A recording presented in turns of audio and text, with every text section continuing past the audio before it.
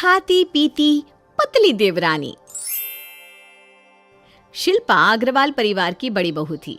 सुंदर रंग रूप और छरहरे बदन वाली शिल्पा का जादू ऐसा था कि सास और ननद ही नहीं, रिश्तेदारों में भी उसकी खूबसूरती के कसीदे पड़े जा रहे थे। और शिल्पा अपनी सुंदरता और सुंदर फिगर पर इठलाती, मन ही मन गर्व से फूली जा रही थी। खैर, शादी के बाद हर लड़की की जिंदगी में बदलाव आता है। शिल्पा के जीवन में भी बदलाव आया और वो 2 प्यारे प्यारे बच्चों की माँ बन गई। दोनों बच्चों के जन्म के बाद तो जैसे शिल्पा के पास अपने बारे में सोचने का समय ही नहीं था।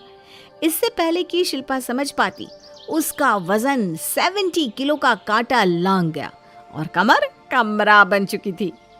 खैर, जब तक वो अकेली थी, खुद को आईने में देख देख कर खूब इठलाती थी।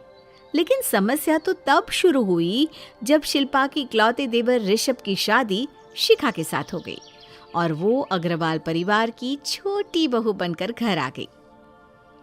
शिखा भाभी, आप तो जो भी पहन लेती हैं, आप पर ऐसे खिलकर आता है, लगता है बस आपके लिए ही बनाया गया हो। पतले दुबले लोगों पर तो भाई सारे स्टाइल जंच जाते हैं। सोचना तो हमारे जैसे लोगों को पड़ता है, क्या शिल्पा बहू? आपको मतलब क्या है माँ जी? मुझे अपनी टीम में क्यों गिन रही हैं आप? मैं क्या इतनी मोटी हूँ? वो तो बच्चों के साथ समय की परेशानी रहती है, इसलिए मैं खुद पर ध्यान नहीं दे पा रही हूँ, वरना मेरा फिगर शिखा से भी बहुत अच्छा है। अरे तू तो बस रहने ही दे, हड्डियाँ गोश्त छोड़ रही है और बातें बनवा लो इससे। बेटा शिखा, मेरी सहेलियाँ तो कितने दिनों से पीछे पड़ी है। तुम्हारी छोटी बहू कौन से जिम जाती है, कौन सी एक्सरसाइज करती है, हमें भी उसके जैसी ही बॉडी बनानी है। अब सबको थोड़े ना बताते फिरोगी भाई, ये तो सीक्रेट होता है अपना अपना। हाँ, अब आपकी सहेलियाँ बुढ़ापे में जिम जाकर क्या अपनी हड्डियाँ चटकवाएंगी? चाहे जो कर लें, 65 की उम्र में 16 की तो लगने से रही। आई बड़ी ब्यूटी सीक्रेट पता करने वाली। शिल्पा बहू, उम्र चाहे जो भी हो, जिम जाना और अच्छी बॉडी बनाने की इच्छा रखना कोई गलत बात थोड़ी ना है। मैं तो कहती हूँ तू भी शिखा के साथ जिम जाया कर। ये जो तेरे गालों में लड्डू लटक गए ना, थोड़ा कम हो जाएंगे। भाभी, मुझे भी अपनी डाइट चार्ट दो ना। आप क्या क्या करती हो, अपनी फिटनेस के बारे में मुझे भी बताओ ना। अरे ऐसा कुछ भी नहीं है, मैं कोई डाइट फॉलो नहीं करती, बल्कि मैं तो जमकर खाती हूँ। तारीफ बटोरने के लिए झूठ बोल रही है। ऐसे थोड़ी ना बताएगी अपना सीक्रेट। जब से आई है हर कोई इसका दीवाना हुआ बैठा है। मैंने भी इसकी डाइटिंग खराब ना कर दी तो देखना। अब तो शिल्पा शिखा के उठने बैठने खाने पीने हर बात पर नजर रखने लगती है। भाभी, आप तो सच्ची में इतना टेस्टी खाना बनाती है, मन ही नहीं भरता, लगता है बस खाते ही जाओ। अरे शिखा, तो खाओ ना, किससे रोका है?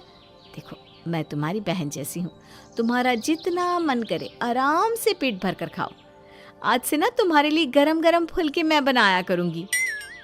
शिखा के सामने तो शिल्पा बड़ी मीठी मीठी बातें कर रही थी, लेकिन मन ही मन उसने शिखा से अघोषित युद्ध छेड़ दिया था। इस युद्ध में सफल होने के लिए उसने 2 अस्त्र इस्तेमाल किए थे।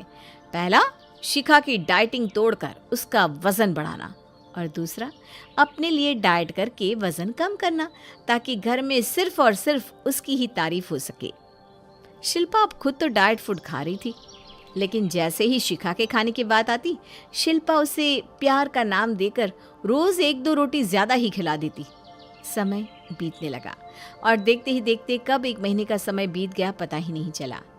1 महीने तक ठूस ठूस कर खाने के बाद भी शिखा का वजन था कि बढ़ने का नाम ही नहीं ले रहा था, जबकि शिल्पा के डाइटिंग करने पर भी उसका वजन 2 किलो और बढ़ गया था। शिखा भाभी, बुरा मत मानना, लेकिन आप जैसे ठूस ठूस कर खाती है ना, उस हिसाब से आपका शरीर तो लगता नहीं। कोई आपको देखकर कह नहीं सकता कि आप 5 रोटी 2 सब्जी सलाद रायता सब एक साथ निपटा देती हैं। मैं बुरा क्यों लगाऊंगी, बात तो तुम्हारी बिल्कुल सच है। मैं क्या करूं, मेरी डाइट ही ऐसी है, 2 रोटी में मेरा पेट ही नहीं भरता। हाँ, अभी तो नई नई शादी है, 1-2 साल बीतने के बाद देखना, पानी भी घी की तरह लगने लगेगा। और ये जो सब तुम्हारी पतली कमर के दीवाने हैं ना, तुम्हें डाइटिंग के नुस्खे बताएंगे, लिख कर ले लो मुझसे। अरे भाभी, आप छोटी भाभी को ऐसा क्यों बोलती हैं? आप देखना 2 साल तो क्या, वो 10 साल के बाद भी ऐसी ही रहेंगी। आप सबको अपनी तरह मत समझा करो भाभी। हाँ, मैं इसे ऐसा रहने दूंगी तब ना। जंग में तो सब जायज़ होता है, इसलिए अब से इस लड़ाई को जीतने के लिए मेरा हथियार गुस्सा नहीं, प्यार होगा।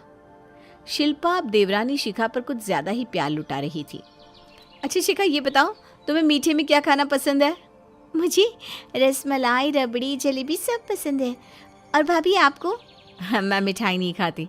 अच्छा, मैं ना रसमलाई बना रही हूँ, तुम खाकर बताना कैसी बनी है। अच्छा, तू रसमलाई बनाएगी? पिछले 5 साल में तूने कभी खीर भी ना बनाई और आज देवरानी को रसमलाई खिला रही है। क्या बात है, बता भी दे। माँ जी, जब से शिखा आई है ना, तो उसके लिए मेरा कुछ न कुछ स्पेशल बनाने का दिल करता ही रहता है। मेरी छोटी बहन जैसी है ना बिल्कुल।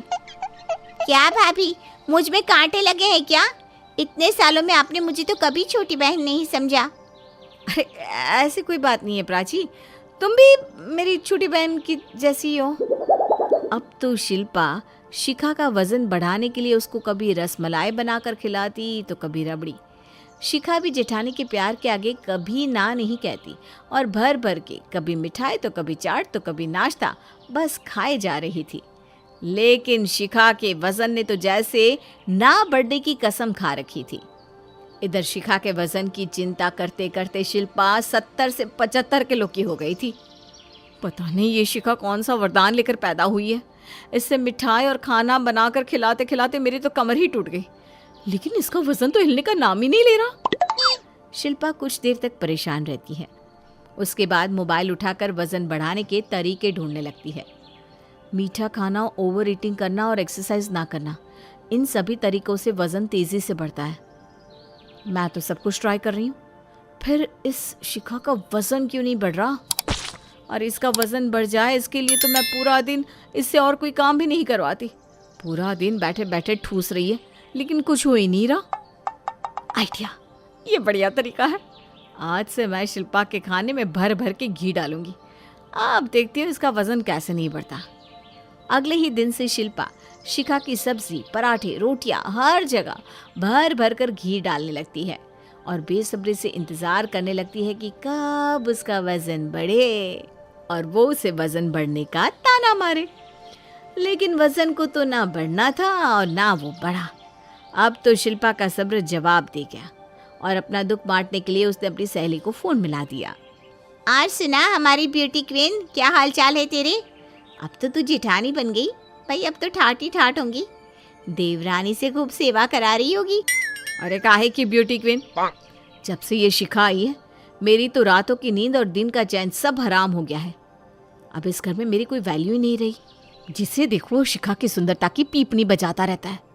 मैं तो अब उनके लिए मोटी और भद्दी हो गई हूँ। ये तो बड़ी गलत बात है। तू भी तो जेठानी है, दिखा दे अपनी ठसक। 4 दिन में सब लाइन पर आ जाएंगी। अरे यार, मैं नहीं चाहती कि घर में लड़ाई झगड़ा हो, इसलिए मैं तो चुपचाप उसके वेट बढ़ने का इंतजार कर रही हूँ।